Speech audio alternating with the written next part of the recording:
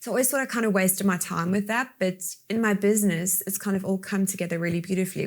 And how has those skills in terms of, networking and the hustle come to use in your work now? In every way. So I guess the early socializing, meeting people, having that thing where you can talk to anyone, like with networking through my business, that's become such a skill to have.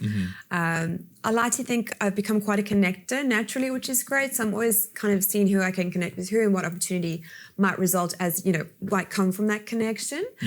In terms of my business skills, I guess, making some cash, putting a margin on things. So I used to sell lollipops in my high school years with my backpack. And I think the lunchroom sold them for like $2.50. So I went to Macro, which is like Costco, bought a big tub of, 50 or whatever it was. And I think they cost me maybe 20 cents a lollipop.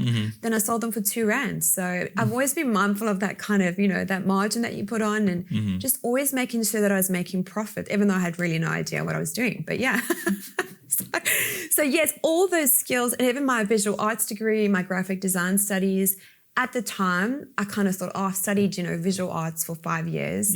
I'd done a lot of like religious study, art history. I'd majored in, drawing and painting, jewelry design. So I always thought I kind of wasted my time with that. But in my business, it's kind of all come together really beautifully, which is great.